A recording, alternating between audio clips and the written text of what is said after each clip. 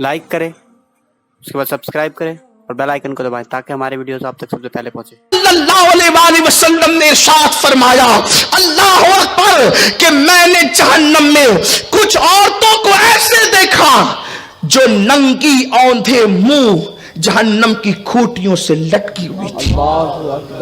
मैंने पूछा, जिब्रील ये कौन औरतें हैं? जिब्रील अमीन ने अर्ज की, या रसूल अल्लाह सल्लल्लाहु अलैहि वसल्लम, ये आपकी उम्मत की वो औरतें हैं जो कपड़े पहनने के बाद भी नंगी रहती थी। जब मेरे आका ने सहाबा से कहा कि जिब्रील ने मुझसे कहा कि जहन्नम में औंधे मुंह लटकने वाली ये औरतें नंगे बदन जहन्नम की आग में इसलिए लटकी हुई है कि ये कपड़े पहनकर भी नंगी रहती थी, सहाबा को हैरत हुई, आका कोई कपड़े पहन के नंगा कैसे रह सकता है? तो मेरे करीम आका अलैहिस्सलाम ने फरमाया, यानी वो इतने पतले पतले और बारीक लिबास पहनती थी कि लिबास पहनने के बाद भी उनका जिस्म नजर आता था।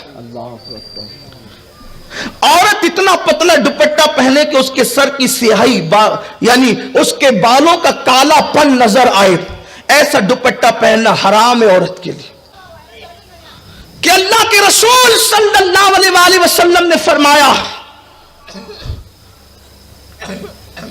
कि कपड़े पहनकर नंगी रहने का मतलब यह है कि इतने बारीक और पतले लिबास पहनती होगी कि कपड़े पहनकर भी जिस्म नजर आता। औरत अगर ऐसा दुपट्टा पहने जिससे उसके बाल की सिहाई नजर आती है तो ऐसा दुपट्टा औरत के लिए हराम है। अगर ऐसा पतला दुपट्टा पहने कि बाल की कालिक और सिहाई नजर आए तो यह हराम है। जो दुपट्टे ही नहीं ओढ़ती उनका अंजाम क्या हो? जो औरतें दुपट्टे ही नहीं ओढ़ती उनका अंजाम क्या होगा? और जिनके घर की औरतें नहीं दुपट्टे ओढ़ती और मर्द उसको दुपट्टा ओढ़ने के लिए नहीं कहते, सालन में नमक ज्यादा हो तो मारते हैं, सालन में नमक ज्यादा हो तो गालियां देते हैं, सालन में नमक ज्यादा हो तो तलाक की धमकी देते, बाज बदबख्त तो तलाक तक दे देते हैं।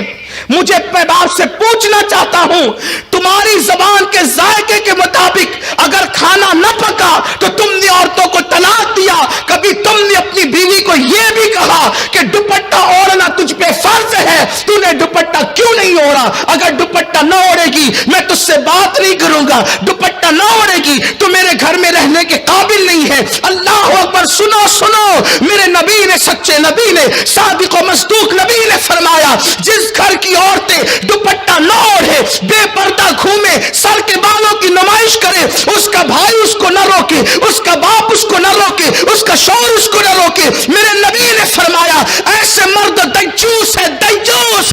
अल्लाह ना उनकी नमाजें कबूल करता है ना दुआएं कबूल करता है, और अल्लाह ऐसे मर्दों पे लानत करता है जिसके घर की औरतें बेपर्दा घूमती है।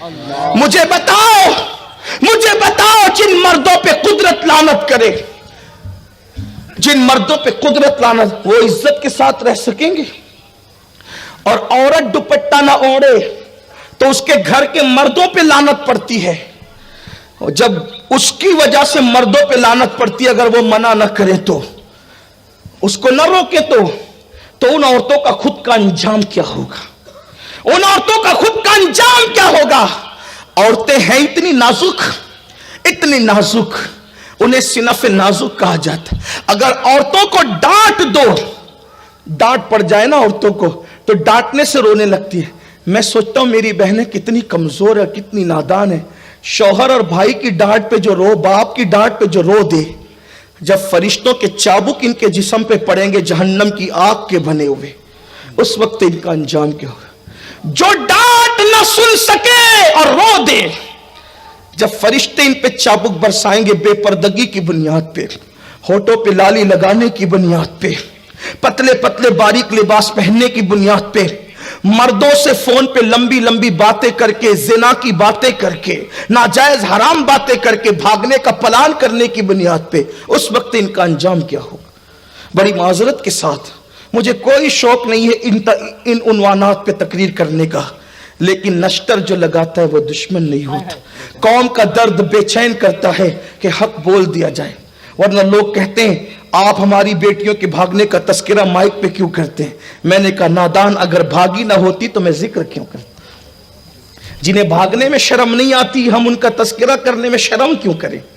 اس لیے کہ قوم کی بیٹیوں کو، میں یہ نہیں کہتا کہ ہر بیٹی بھاگتی، واللہ کبھی نہیں کہتا، میں تو یہ دعویٰ کرتا ہوں پوری دنیا میں کہ آج بھی جتنی باغیرت مسلمان کی بیٹی ہے اتنی باغیرت کسی کی بیٹی ہو نہیں سکتی۔ لیکن سیریل دیکھ کر، فلمیں دیکھ کر، گانے سن کے، ناولیں پڑھ کے آج مسلم بیٹیوں میں بھی کچھ ایسی ناہنجار اور غلط بچیاں جنم لے چکی ہے جس نے پوری قوم کو بدنام کر رکھا ہے۔ ہر دن کسی نہ کسی اخبار میں، ہر دن نیوز چینلوں پر مسلم بیٹیوں کے بھاگنے کی داستان آتی ہے، لیکن یاد رکھنا اس کے ذمہ دار بھی صرف وہ بیٹیاں نہیں ہیں، ہم بھی ہیں، کیونکہ ہم نے اپنی بیٹی کو سیریل دکھا کر تو پالا، ہم نے اپنی بیٹی کو سیدہ فاطمہ کی سیرت کبھی نہیں سنائی، ماں عائشہ صدیقہ کی زندگی کبھی نہیں سنائی۔ اللہ اکبر، ہم نے تو اپنی بچیوں کو گناہ اور جرائم دکھائے فلموں کی شکل میں، لیکن ہم نے تقوی اور پرہیزگاری کی باتیں کبھی نہیں بتائی۔ وجہ یہی ہے قوم کی بچیاں بگڑتی چلی گئی، قوم کی بچیاں دین سے دور ہوتی چلی گئی۔ تو آئیے بات بہت دور نہ چلی جائے، میں دو جملے کہہ کر اپنی بات کو پھر اپنے عنوان کی طرف لے کر چلتا ہوں۔ میں اپنی قوم کی ان بیٹیوں سے، ماؤں سے، بہنوں سے گزارش کرتا ہوں، میری بہنوں، اللہ کے عذاب کو دعوت مت دو، اللہ کے غضب کو دعوت مت دو۔ دنیا کا بڑے سے بڑا طاقتور انسان کوئی بھی اس قابل نہیں ہے جو اللہ کے عذاب کو برداشت کر سکے۔ اللہ کے عزت کی قسم، اگر میرا اللہ اپنے عذاب کو کسی پہاڑ پر ڈال دے تو پہاڑ بھی اللہ کے عذاب کو برداشت کرنے کی طاقت نہیں رکھتا۔ سوچو تو صحیح، جو پہاڑ اللہ کا عذاب برداشت نہیں کر سکتا، ہمارا یہ کمزور جسم اللہ کے عذاب کو کیسے برداشت کر سکتا ہے؟ اس لیے کبھی گناہ کر کے اللہ کے عذاب کو دعوت مت دینا۔ میرے اللہ نے فرمایا ان بطش ربک لشدید، بے شک تیرے رب کی پکڑ بڑی سخت ہے۔ اللہ جب کسی کی پکڑ کرتا ہے تو پھر اس کو کہیں کا نہیں رکھتا۔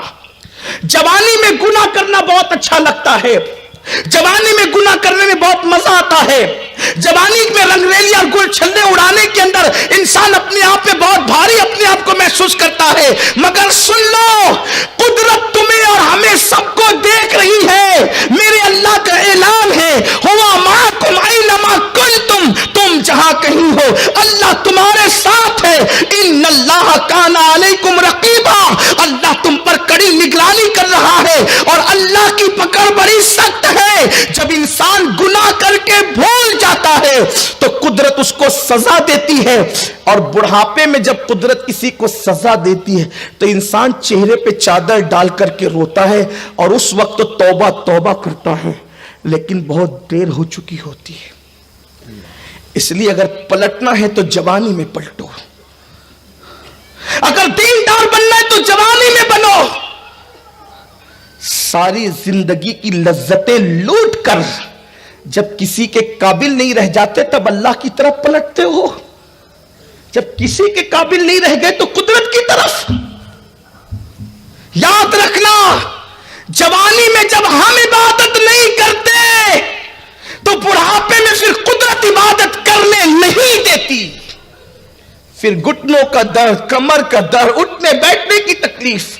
مگر ہاں جن لوگوں نے جوانی میں عبادت کی اور بڑھاپے میں بیمار ہو گئے، گھٹنے میں تکلیف ہر آدمی کو ہو سکتی ہے، بڑھاپے کی وجہ سے کمر میں تکلیف ہر آدمی کو ہو سکتی ہے، بیماری ہر آدمی کو ہو سکتی ہے۔ تو ایسے موقع پر جو شخص جوانی میں عبادت کرتا تھا لیکن جب بوڑھا ہو جاتا ہے اور عبادت کے قابل نہیں رہ جاتا، بہت کم سے کم عبادت کرتا ہے اور اس کی عبادت کم کم اللہ کی بارگاہ میں پہنچتی ہے، تو اللہ علم عالم الغیب والشہادہ ہے، وہ غیب کا جاننے والا ہے، وہ اپنے فرشتوں سے پھر بھی پوچھتا ہے فرشتوں بتاؤ یہ بندہ تو بہت پہلے عبادت کرتا تھا، ابھی اس کی عبادتیں کم کیوں ہو گئی؟ وہ فرشتے کہتے مولا تو بہتر جانتا ہے، یہ پہلے جوان تھا، طاقتور تھا، قوت والا تھا، مولا اب یہ بوڑھا ہو گیا ہے، کمزوری کی وجہ سے کر نہیں پاتا۔ تو اللہ فرماتا ہے مجھے اپنی عزت کی قسم یہ جوانی میں کثرت سے کرتا تھا اور بڑھاپا میں نے دیا ہے، کمزوری کی وجہ سے کر نہیں پا رہا ہے یا کم کر رہا ہے، فرشتوں گواہ رہنا یہ کتنی ہی کم کرے اب اس کو کم کا جائے گا، جوانی میں جتنی زیادہ کرتا تھا ہم اس کا ثواب اس کو عطا کریں گے۔ میرے پیارے آقا صلی اللہ علیہ وسلم کے دیوانوں، اس لیے اللہ کی عبادت کی طرف آؤ، سوڑو سدرو پلٹو،